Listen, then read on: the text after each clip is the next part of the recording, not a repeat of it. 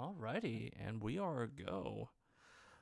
Good morning, our planet. Everyone who's going to be hopping in here or tuning in for the recording a little bit later on. It's yours truly, Final Sights, and also Tillbilly, otherwise Warren and Kieran. Here to talk some new topics with you that might be relevant to the space, and also just generally hang out a bit. So, Kieran, how have you been?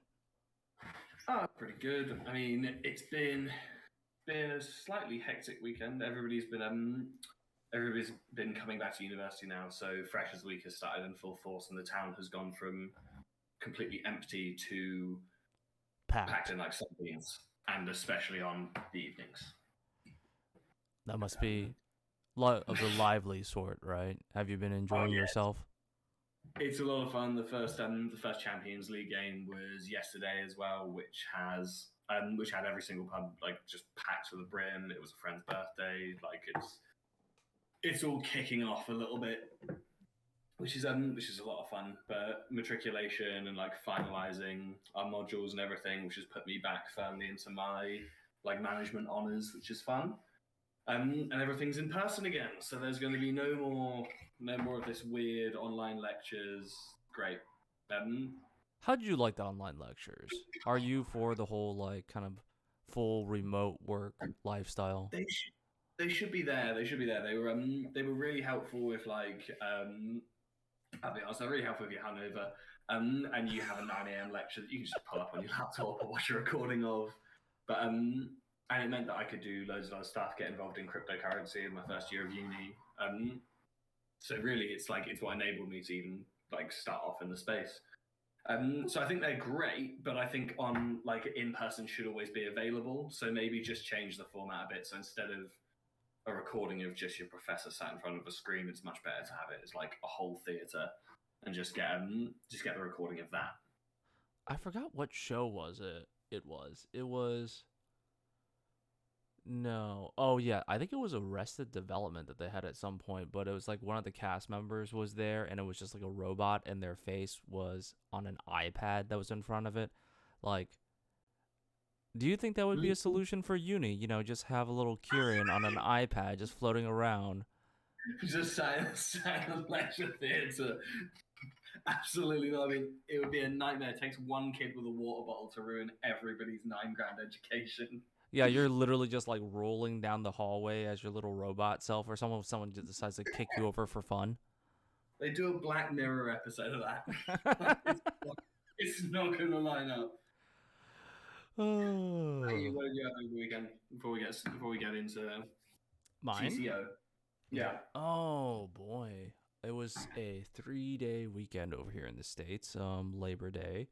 I had a couple mates of mine drive up from Austin, and we just played Magic the entire weekend. It was pretty nuts. Like Friday, I did two pre-releases, went 3-0 and 2-1, which was pretty hype. And then when everybody got together, of course, we're always doing the usual thing, being competitive with each other, like looking at each other's standings in the whole thing. Because I think there were like 60 something people at the pre-release in Dallas for that one location, and I came out of that 3-0, so pretty proud of that one. There's been loads of hype around that in university of like I think there's a pub in town called Aikman's, and I think their entire downstairs was bought out by was like rented out by the Magic Society, and then like the next day like the D&D Society, they just had the hot control of this entire pub.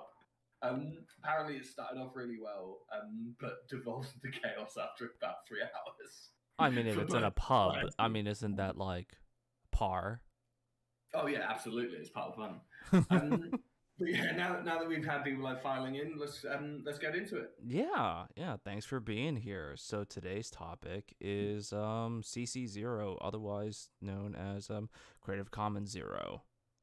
We're gonna go a little bit over the topics, what it is, why you should care, why is everybody talking about it, and the benefits, merits, controversies surrounding it. And it's gonna be a fun little time. And also in general, you got both of us are also in there. If you want to pose some questions for the stages and you don't want to stand up on stage and ask your question, you can do that. Otherwise, yeah, let's get right into it. Yes, I've actually got a bit of personal experience with Creative Commons and like the conflict of like IP rights. Mm-hmm, So the mm-hmm. first real community that I was involved in was like before NFTs, before Web3, was back when I used to be just like really involved with SCP, and Oh obviously, yeah. yeah, there's one ICP that has a completely different system attached to it because it came from a horror writing competition, Mm-hmm, and mm-hmm. it's the statue, which now when you've got like obviously so much like fan content around SCP, most notably Secret Laboratory and oh I can't remember what their multiplayer game is called, but they recently released an update, the Parabellum update, that had to completely remodel the statue because it falls under like it has somebody who owns the IP and it's not held under Creative Commons. It's not held under like the public domain. Mm-hmm, mm-hmm. There's now it's basically just a thorn in the side of the entire community because you can't use this one really popular entry in like the whole Is it just forum. that one single one? It's the one single one because it's the first SCP that was ever created, and it was done for a horror writing competition. Which then, after SCP was founded and people added on more, they were all held under like held in the public domain. But that's the only one that isn't. The creator's like apparently a really really lovely guy, and everybody who like makes content that they profit on Mm-hmm. using his creation, he just very politely like approaches them, just goes, "Hey, look, I just appreciate it if you change this." He hasn't ever like shut down any projects or anything. He's a great guy, but obviously, it's a bit of a sudden thing when these people are like running whole games with servers and everything, just Mm-hmm. suddenly having to change the model. Like full commercial services and products based off of it. He wants to retain Yeah, some sort of control on that. yeah. Basically, I don't even think he does. That sort of thing. I think he's just private about his work, which is fair enough. I mean, Mm-hmm. when you're an artist, it's the one thing you got to be really careful with, like moving into contracts and stuff like that. It's just retaining everything. Yeah, But I that was think there my was like a first Twilight Zone experience. episode about that. Is like when you're an artist, you literally put yourself out there and you give of yourself to other people. So it's very Mm, understandable that you want to keep rights to protect that bit. yeah, and like I said, great guy. He's never done anything that's weird or predatory. Just polite conversation over the table. Mm-hmm. Still very involved in the community. But yeah, moving into like NFTs and stuff like that, like the problem's been brought up again because it's sort of stagnated. There's always going to be the difference in IP law between like let's say West and the East, Mm-hmm. and you've got like copy companies. You have like different ideas around like different philosophies around like who owns ideas, I which mean, obviously just kind of like rewinding it a little bit here, but okay. like when it comes down to so that our everyone can understand here, but I mean Creative Commons of course relates to copyright, and typical copyright that is just innately given by a lot of countries and also typically implied is that you own what you create, provided that is it is your original creation. And then we have Creative Commons, which divides into like six something different licenses, and finally at the very end there, that isn't one of the licenses, but it's more like a tool slash declaration. It was where we have CC0, which is where we decide to take something and put it into the public domain. Yeah, it's basically the freest way of releasing anything you create, and those like six divisions of Creative Commons are based around like how you want a thing to be usable. Like, do you want it to be used as long as it's not for profit? Do you want it to be used as long as it's not involved in any finance whatsoever? So, for example, that would exclude charities from being able to use it because there's a financial transaction involved in that. Mm-hmm. Do you want it to be used by anyone at all? And that's where CC0 comes in, where it's still registered that you created it and you owned it, but anyone can use it. Yeah, and there's also no need to like attribute the original creator on it. Typically with Yeah. CC0.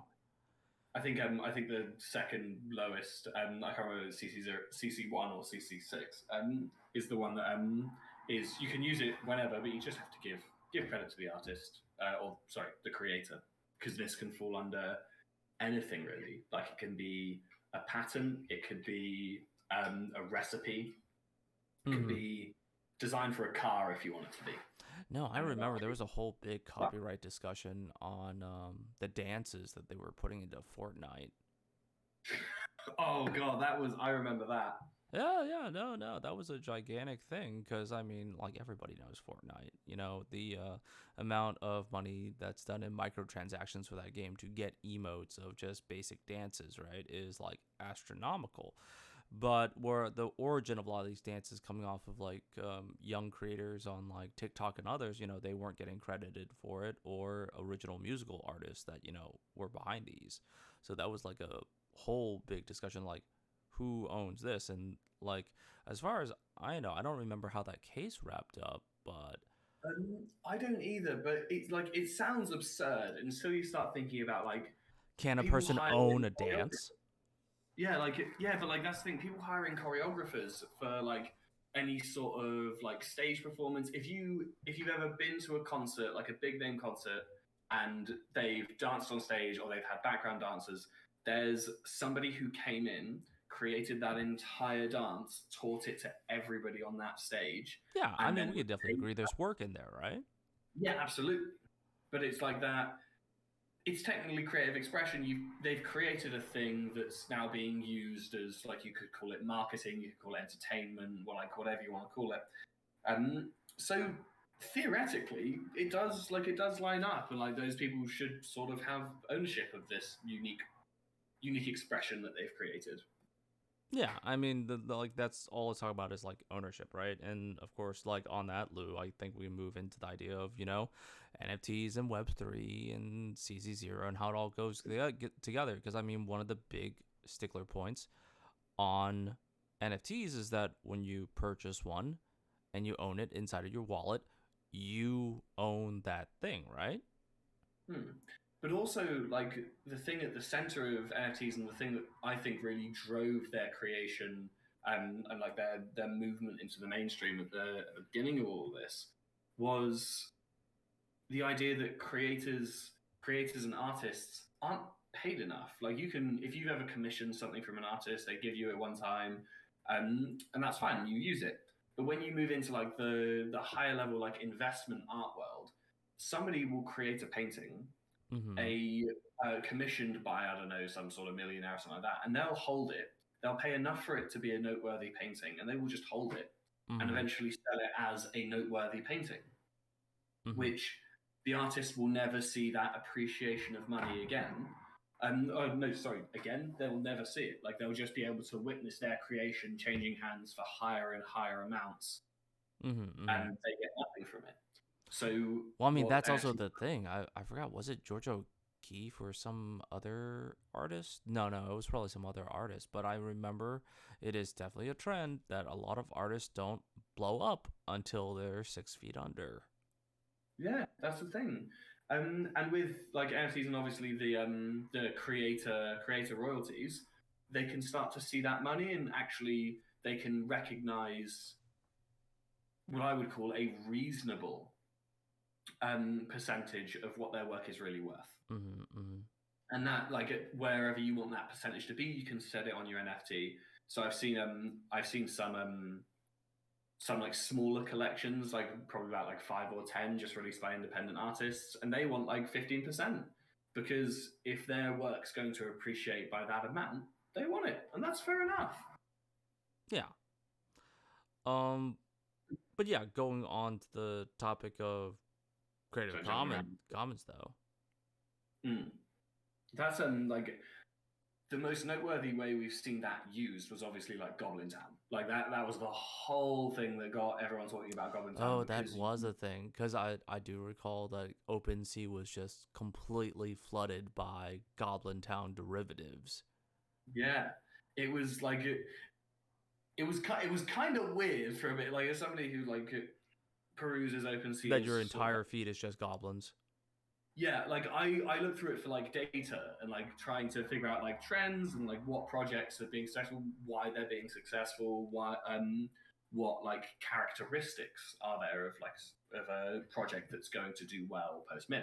Mm-hmm. Um, and then one day I open up OpenSea and I'm like, wait, what?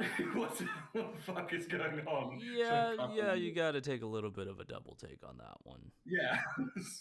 It was like, okay, I'm gonna not record today, and I'm just gonna write goblins. But yeah, it was an interesting take on an interesting uh capture of the capture of, like, sorry, my flatmates just poked their head in more, and if you could cover it for a second. Oh, yeah. No prob. Oh boy. I don't know if any of y'all actually like recall it though, but if you ever poked inside like the contract for Goblin Town, it was pretty hilarious because it actually like the smart contract for like Goblin Town is actually on theme too. Like the variables are set to stuff like burger and tasty and stuff like that. I remember you telling me about this. I'm sorry, I'm back now. Yeah, I actually took a look in, and obviously they'll have programmed this like properly, and then they've just replaced all of all of the stuff with like on brand Yeah, the you want comments to and say the nonsense. variables and stuff like that. Yeah, it's but like that's a great example of like a really immersive project. Like you might even argue like too immersive. Like you're reading the smart contract, not understanding where anything's going. Um, Yeah. But yeah, I yeah. mean Goblin Town saw massive success. It was during the whole like bit where everything was about a free mint, right? Mhm.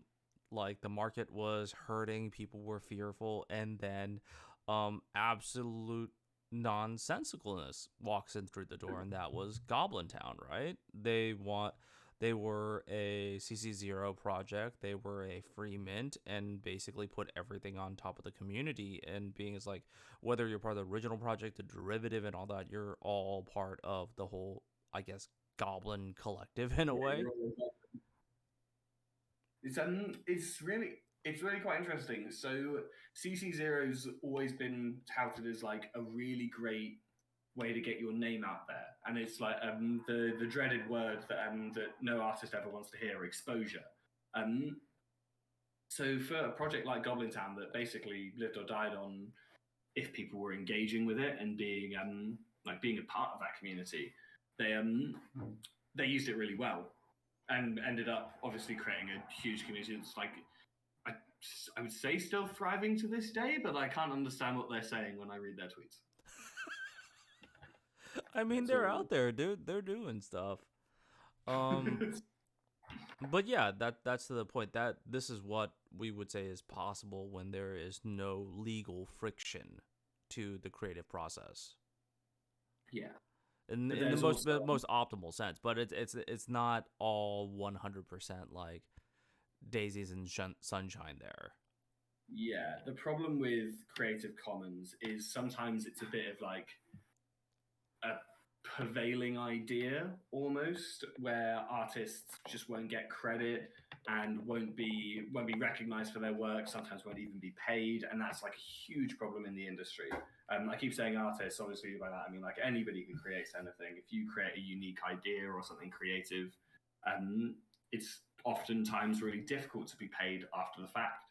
Mm-hmm. um, Well, People I will mean, just like here's another thing to that though, right? Because obviously, out of all that, Goblin Town, the original Goblin Town, was still the most successful out of all of the things that if you compare it to the derivatives too, right?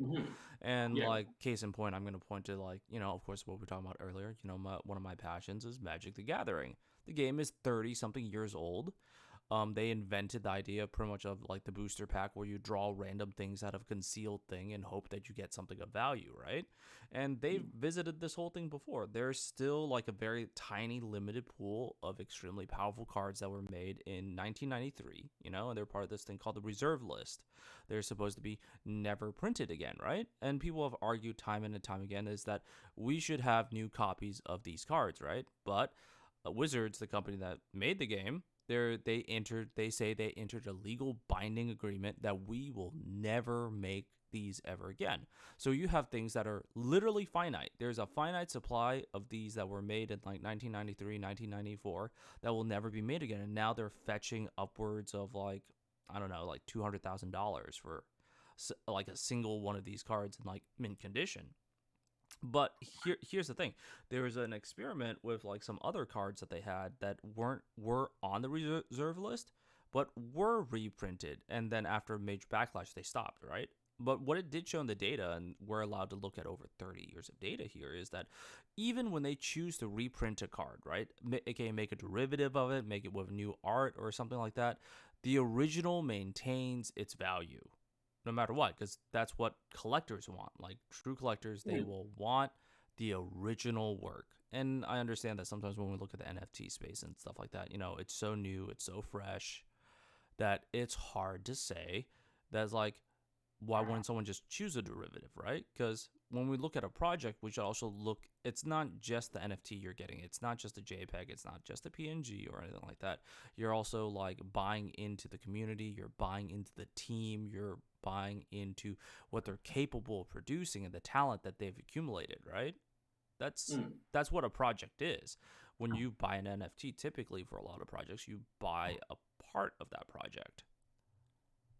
That's the way like NFTs are used nowadays. Obviously, like I said in our last stages, is that I view like the NFT ecosystem and the blockchain and cryptocurrencies as this amazing tool that can come to all the markets that we use in our day-to-day lives and improve them. And like almost like invariably, like every single one can be improved.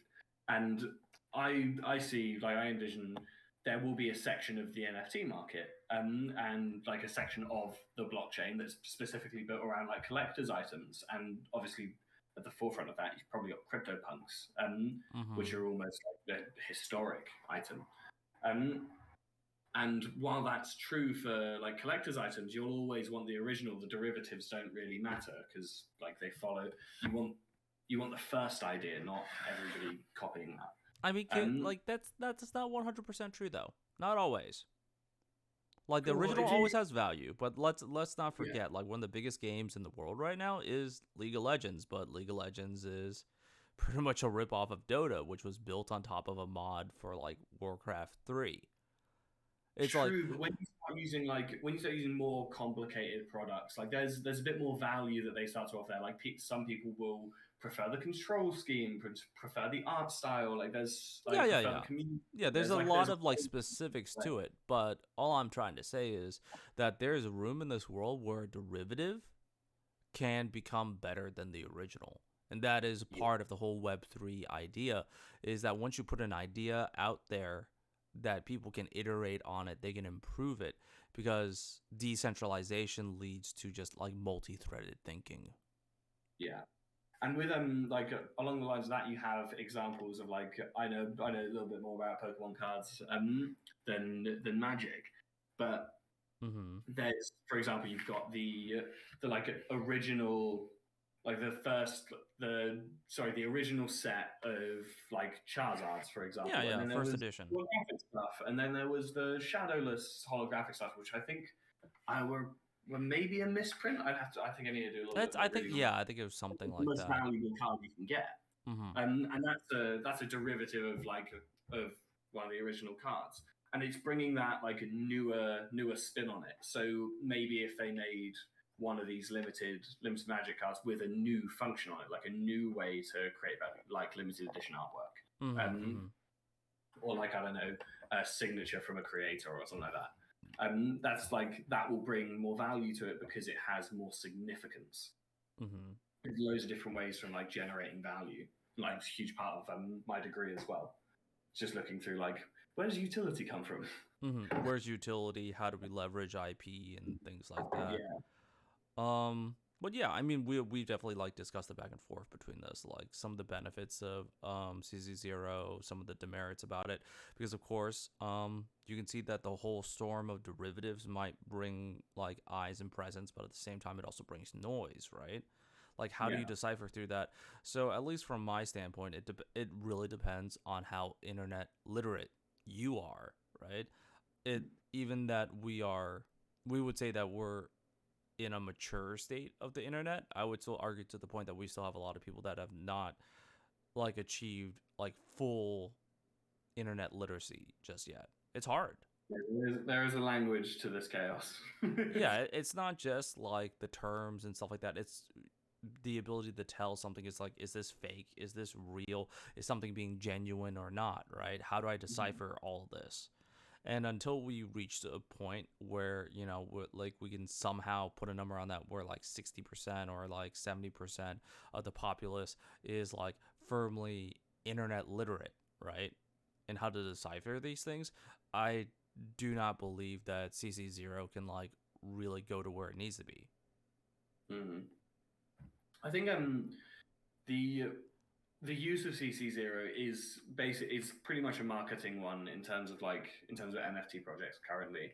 Mm-hmm. Just the freedom to just mass spread and like have your community bring this idea to other people free of worry about being like infringing this or that or the other. Obviously, the Bored Ape Yacht Club did something very creative with their IP rights, and it's again, it's this. There's so much flexibility to this space. Like you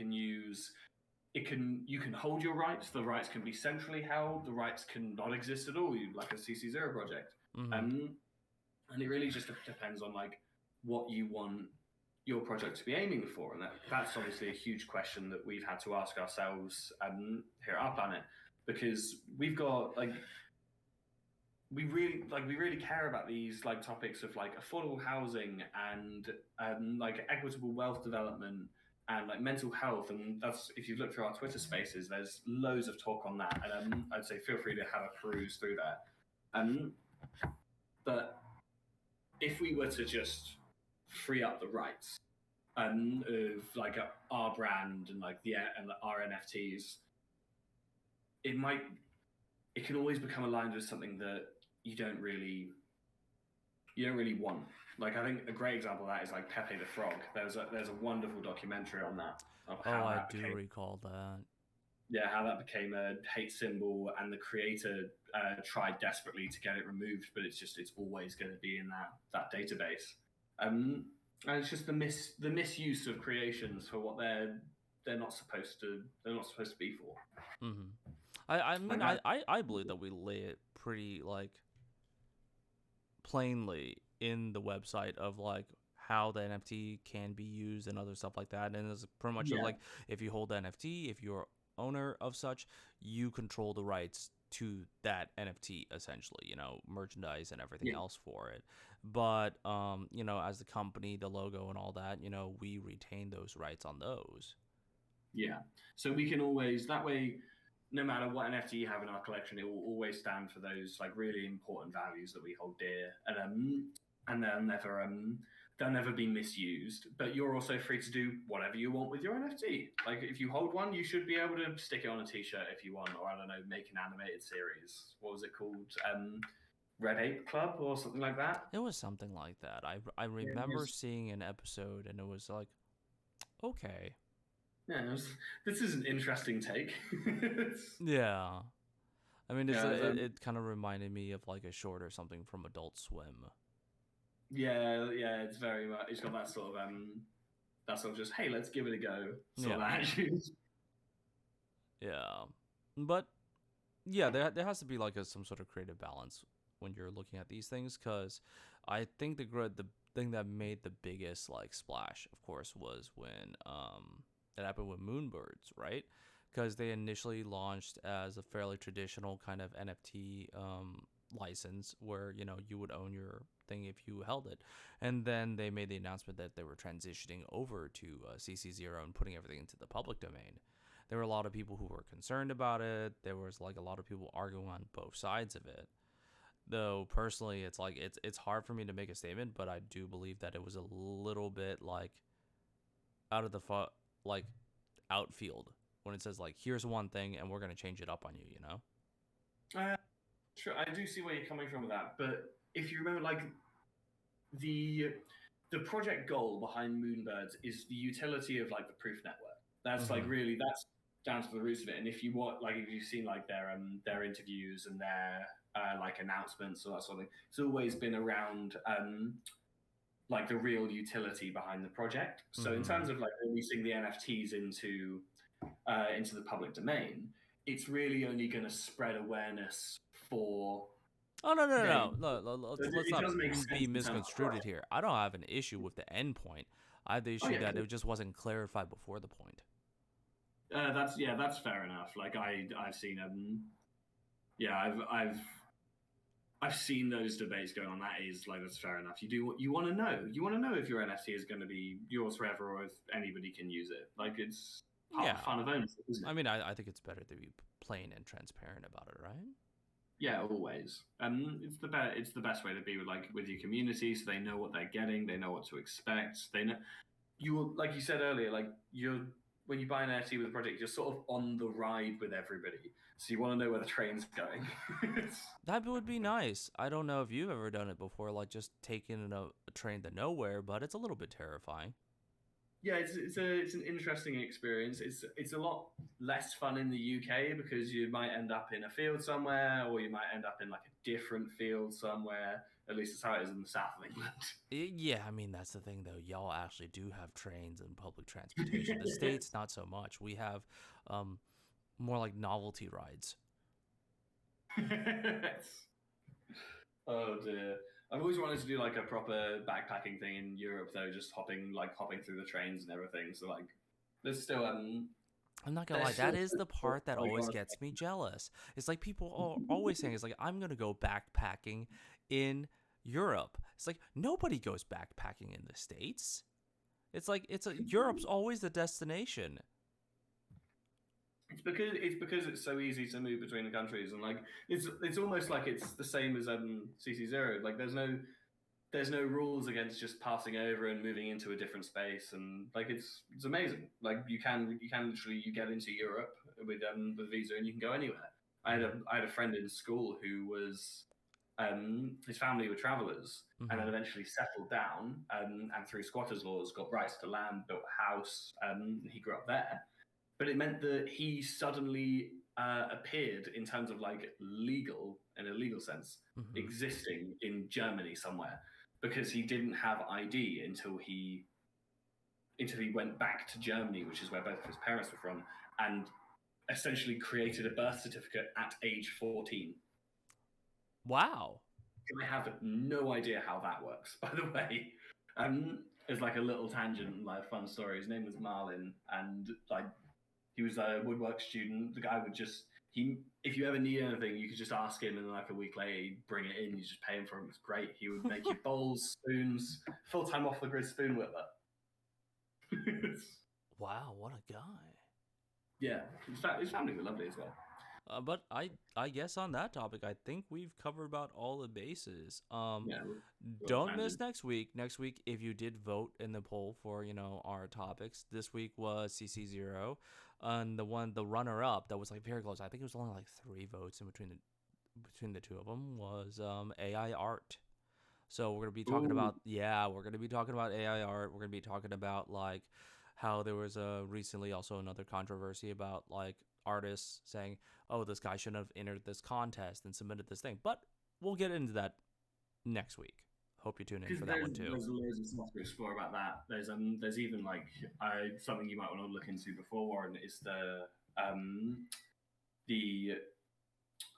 moving animated works into higher frame rates using AI art. Oh And yeah, but there's we are so going to much. cover that next week. We're covering next We're week. gonna, We're we're keeping it in gonna take wraps. There lots of has to be detail. something for that.